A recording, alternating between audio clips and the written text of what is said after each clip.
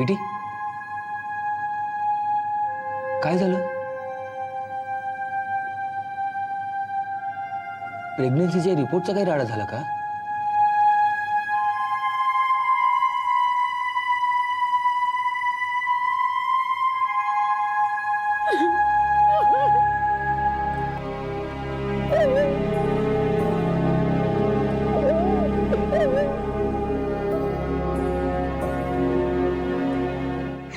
Kitty kitty काय झालं मला नीट सांग ना.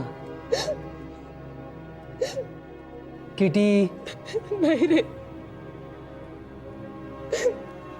रोहन आपल्या नशिबातच नव्हते 25 लाख रुपये. अगं काय झालं? फर्स्ट अटेम्प्ट फेल झाला का?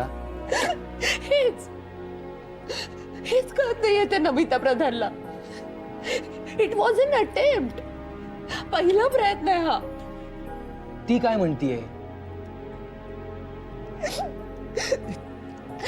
जाम इमोशनल पूल आहे रे. या सगळ्यात त्यांचा एवढा पैसा खर्च झाला, म्हणजे आपल्यालाही 1 लाख रुपये दिलेच ना. आणि तरी मी कन्सीव्ह होऊ शकत नाही असा गिल्ट दिलाय तिनं मला.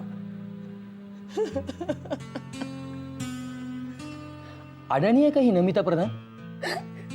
यावेळी नाही सक्सेस मिळाला, नेक्स्ट टाइम मिळेल. हा नेक्स्ट टाइम आपल्या आयुष्यात कधीच येणार नाहीये रोहन. किटी किटी तू आधी शांत हो भाऊ. प्लीज प्लीज रडू नको. शांत हो. हा शांत हो प्लीज. तुला खरं सांगू, किटी पाठेऱ्याच्या डोळ्यात पाणी शोभत नाही.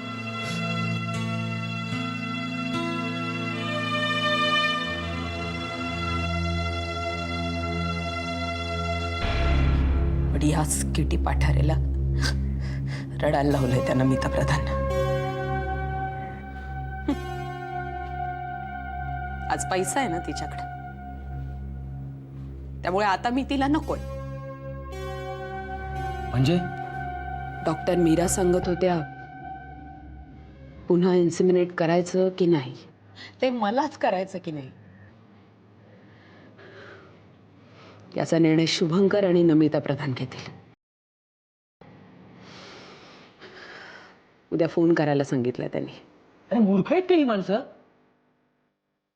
या अशा गोष्टी करताना मेडिकली काय काय होऊ शकतं याचा विचार केला नव्हता त्यांनी का? सगळा कारभार त्या नमिता प्रधानच्या लहरीपणावर चालतो. आईचा खोय यार त्या नमिता प्रधानच्या. साला माझे 25 लाख रुपये बुडाले. नाही बुडाले, ते मिळतील. पागल आहेस का तू? कसे मिळतील? त्या प्रधानांना एक तरी औलाद हवीच ना दिवा लावायला. हो, ती वानझुटी बाई कसं जमवणार आहे हे सगळं I don't know. There you are. Surrogate mother होण्यासाठी बायका आणि मुली गल्लोगल्ली मिळत नाहीत मेरी जान. त्यांना तुझ्याचकडे यावं लागेल. अरे पण आता तर गेले ना 25 लाख. ते काय दत्तकही घेऊ शकतात. मला सांग, हा ऑप्शन त्यांच्याकडे नव्हता का इतकी वर्ष? हा का नाही निवडला त्यांनी हा पर्याय? कारण त्यांना त्यांच्या बीजाचं, त्यांच्या रक्ताचं मूल हवंय. त्या नमिता प्रधानचा मूड बघितला नाहीच ना, म्हणून ही सगळी स्वप्न पाहतोस. मिस्टर रोहन विचारे आपले 25 लाख रुपये झक मारत गेले. आता आयुष्यभर त्या कॉल सेंटरच्या भिकाड्या नोकऱ्या, ही 1 BHK ची खुराडी, यात गाडा स्वतःच्या स्वप्नांना. किती वैतागतीयेस? उद्या सांगितलंय ना फोन करतील म्हणून. सोड यार, उद्याचं उद्या बघू काय ते. पण आज मला खूप प्यावीशी वाटते. इतकी प्यावीशी वाटते ना की होश नाही राहायला पाहिजे. विसरायचंय मला सगळं. साला नाक मुठीत धरून त्या नमिता प्रधान पुढे भीक मागावी लागणार आहे ना मला. प्लीज मॅम, प्लीज मला अजून एक संधी द्या ना. तुमच्या नवऱ्याच्या बाळाची आई होण्याची प्लीज अजून एक संधी द्या ना. किती हेच हेच बोलावं लागणार आहे ना मला तिथे जाऊन. त्यासाठी मन तयार व्हायला नको.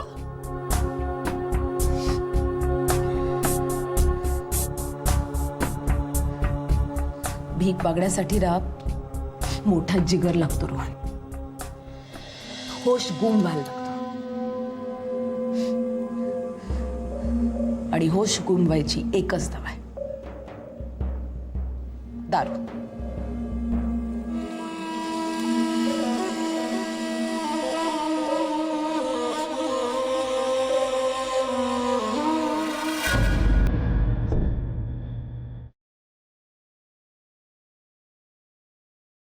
तुझा समीर निघाला बरं का अमेरिकेला. त्या विनोद बर्वेने जो काही कोट्यवधींचा घपला केलाय ना, त्यातले 10 लाख रुपये घेऊन तुमचा समीर कर्वे फरार झालाय.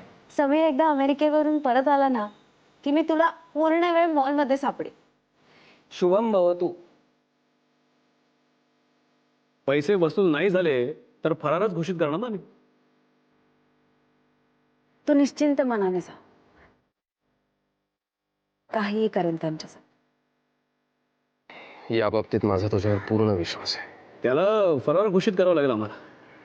अगदी निघायच्या वेळी काही भलतं सलतं नको आहे. अहो, सिक्युरिटी शिवाय एवढी रक्कम आपल्याला कोणी का देता याचा साधा विचार केला नाही तुम्ही? मी ज्यावेळी तुला डोळ्यात साठवून विमानात बसायला जाईल ना, त्यावेळी मी तुला तुझ्यापासून चोरलेलं असेल आणि तू कायम माझ्या बरोबर असशील. म्हणजे मग मला अमेरिकन पोलीस खात्याला कॉन्टॅक्ट करून त्या समीर कर्वेला कुठे असते ते शोधावं लागेल. आईला मी तुझ्या भरोशावर सोडून जातोय. आजपासून 1 वर्ष तू आईचा मुलगा. तुमचा जो कोणी गॅरेंटर असेल तो तर गेलाच. कुठल्या तरी फायनान्स कंपनीमधनं माणूस आला होता. समीर सुखरूप पोचला हे एक बरं झालं. तुझा समीर निघाला बरं का अमेरिकेला. तुमचा जो कोणी गॅरेंटर असेल तो तर गेलाच. शुभम भाऊ, तू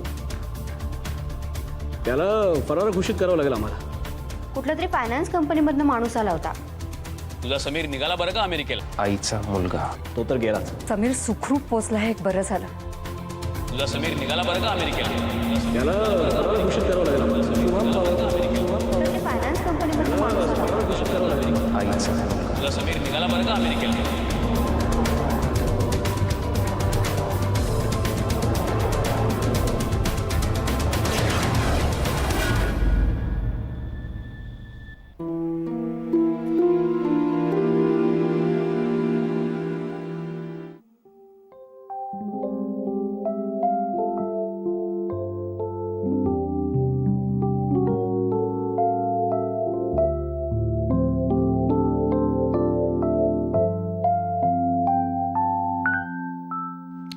गुड मॉर्निंग डियर.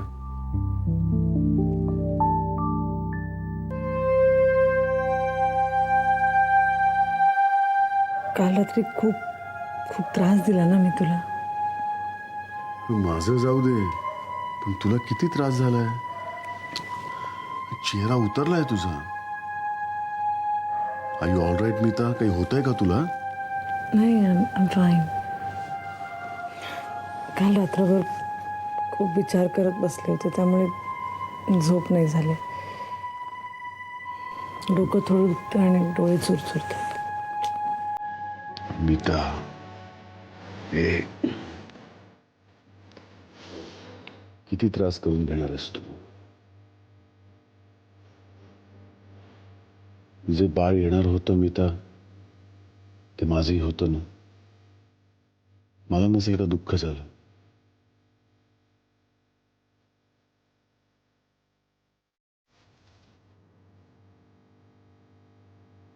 शुभम फक्त माझंच दुःख कुरवाळत बसले.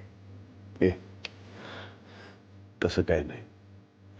हे बघ, काय माहितीये का, तुला दुःख झालं आणि तू त्यातच बुडालीस.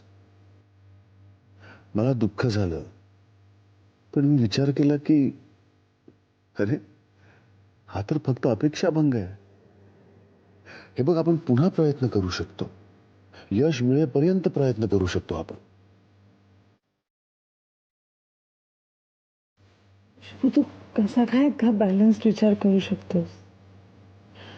कारण मी विचार करतो डोक्याने.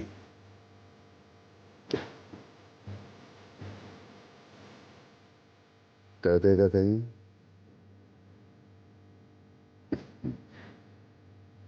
मला तुझं म्हणणं पटतंय की आपण अजून एकदा प्रयत्न करायला हवा. पण शुभू हे सगळं ऍक्सेप्ट करायला मला थोडा वेळ तर लागेल ना. Of course Smita, take your time, no problem. पण आता मला निघायला हवं. आजचा दिवस खूप हेक्टिक आहे. मला तर काही सुचतच नाहीये. कारण तू रात्रभर झोपलेली नाहीयेस, डोकंही दुखत असणार. आता काहीतरी खा, गोळी घे आणि परत झोपून जा. किती काळजी घेतोस माझी. अगं कारण स्वार्थ आहे माझा ना यात. स्वार्थ म्हणजे? जर तुझ्या चेहऱ्यावर हसून असलं तर मला अंधारात पडल्यासारखं वाटतं. I love you Shubhank. Love you too. Anju, झाला का डबा भरून? लवकर, उशीर होतोय मला. दादा डबा. हा, हे घे. बरं का अशू, मोठ्या सुटीनंतर शाळेत जायचा कंटाळा मुलांनाच येतो असं नाही, शिक्षकांनाही येतो. काय ग, अशी का दिसतेस? हा, काय झालंय? दादा खूप मोठा प्रॉब्लेम झालाय. काय झालंय? त्या संस्कृतच्या शिकवणीचं बघा जरा. 800 तर 800 यावर्षी खूप खर्च झालाय. अगं ते काय अजून थांबले असणार आहेत का माझ्यासाठी? अहो आपण अंदाज घेऊन बघायचा. कदाचित थांबले सुद्धा असतील. आणि संस्कृतचे शिक्षक मिळतात कुठे आजकाल? बघतो. हे काय, आता तुम्हाला उशीर नाही होते शाळेत जायला? नाही, अजून 5-10 मिनिटं आहेत.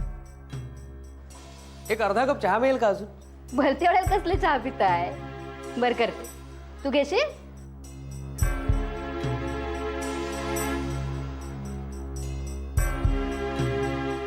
अश्विनी, काय झालं?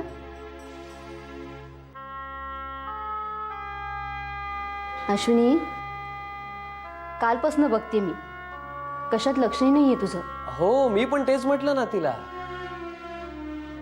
पण तू चहा घेऊन ये, मी बोलतो तिच्याशी. अहो काय सारखं चहा चहा चहा, तोंड बघा कसं झालंय तिचं. अश्विनी, काय झालंय तुला? ताप आहे का? आपण डॉक्टरांकडे जायचं का? बरं वाटत नाहीये का तुला? वहिनी, मला बरं आहे. काय बरी आहे? तोंडात एक शब्द फुटत नाहीये तुझ्या. कसला धसका घेतलायस का तू? अहो कदाचित माझाच धसका घेतला असेल. सारखी ओरडत असते ना मी तिला. मी आज जाते, मग तू तुझ्या दादाशी बोल. अश्विनी देवदार आहेत का?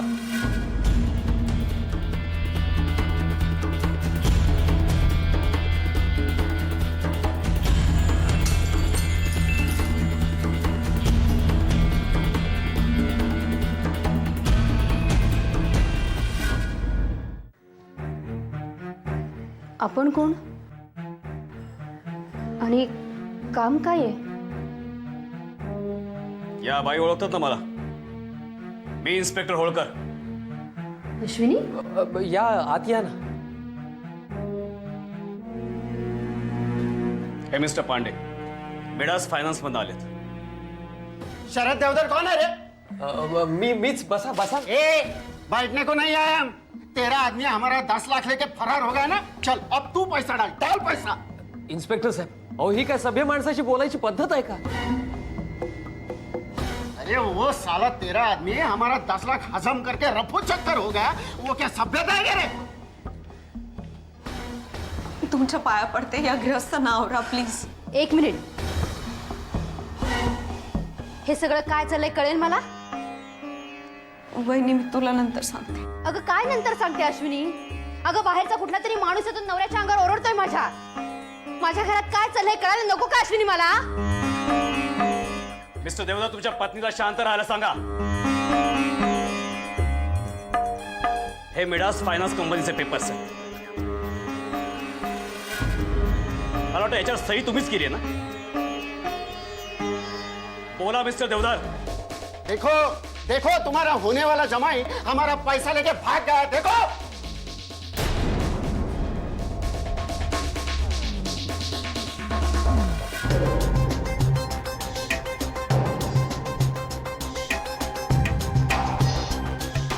इथं यांची सही आहे.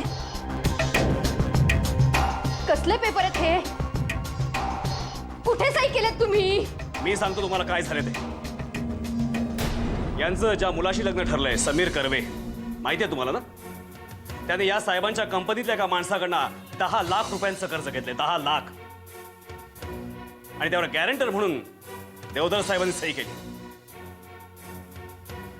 हाँ, और वो पैसा अब हम इससे वसूल करेगा. अहो हे काय भानगड करून ठेवलेत तुम्ही? इथे मी पोटाला चिमटे घेऊन सणवार आणि ह्यांचे साखरपुडे साजरे करते. चांगले पांग फेडलेस तू माझे. हे संस्कार आहेत देवधरांचे, हे असले. हे बघा बाई, तुमचा हा फॅमिली ड्रामा आम्ही गेल्यानंतर करा. मी यांना आधीच सांगितलं होतं की आता फायनान्स कंपनीवाले तुमच्या मागे हात धुवून मागे लागतील. सांगितलं होतं तुम्हाला. आणि तुम्ही बायकोला काहीही सांगू नका, काहीही सांगू नका. बहीण अब्रूची लागताना टांगते वेशीवर आणि तुम्ही मुख गिळून गप्पा बसा. वो सब जाने दो, मेरा पैसा लेने के लिए कब आऊं बोलो. मिस्टर पांडे, एक मिनिट शांत हो जाइए.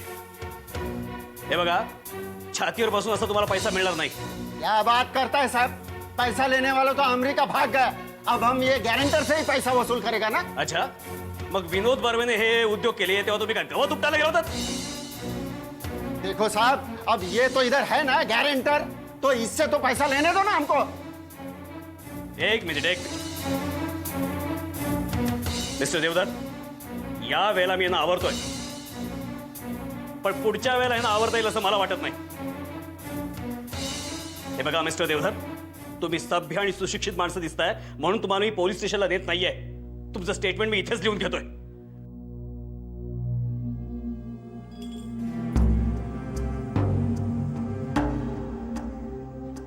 अश्विनी, छान. माझ्याच घरात राहतेस आणि माझ्या संसारात निखारा ठेवलास तू. छान, चांगले पान फेडलेस तू. या पण. वहिनी,